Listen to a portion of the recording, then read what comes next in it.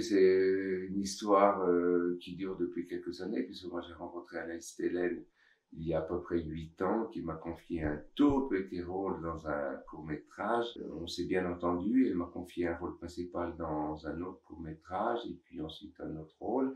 Et de fil en aiguille, on a appris à se connaître, et puis surtout à partager nos envies et nos désirs de cinéma, ce qu'on souhaitait faire, ce qu'on aimait comme cinéma.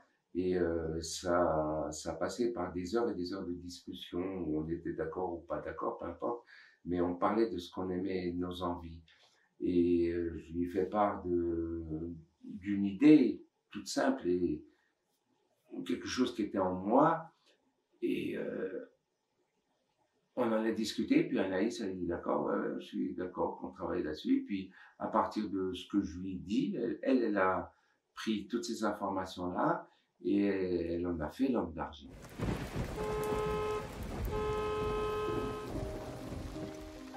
Raphaël?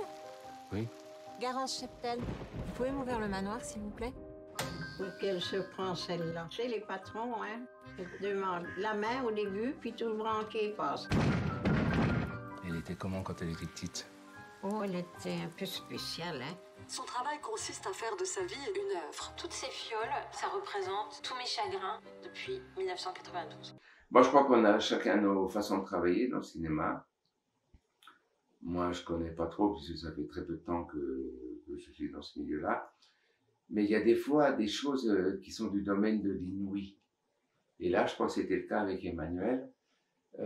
Quand on s'est rencontrés, on a fait la lecture avec Anaïs, et puis, je sais pas, moi, bon, déjà, moi, j'aime pas répéter au cinéma, ça me dérange, ça me perturbe, ça m'angoisse de répéter les choses au cinéma. Je crois qu'une fois qu'on a bien discuté avec la réalisatrice ou le réalisateur et qu'on a bien compris son personnage, le moment est venu de jouer sur le plateau. Je pense que c'est ça. Et avec Emmanuel, on s'est vachement accordé là-dessus, quoi, parce que c'est quelqu'un qui savait, qui connaissait son personnage. Anaïs était là pour nous guider, de toute façon, bien évidemment, parce que elle dirige très bien, Anaïs, hein, vraiment une très bonne directrice d'acteur.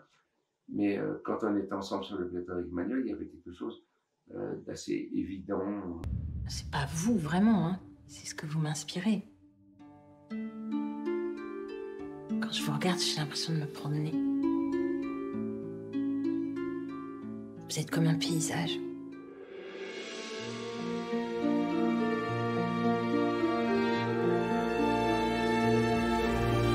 Je pourrais passer des jours à vous parcourir.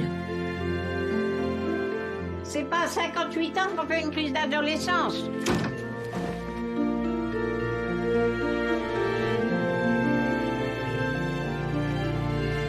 Si tu veux jouer les playboys libres à toi, mais tu auras toujours la même tête.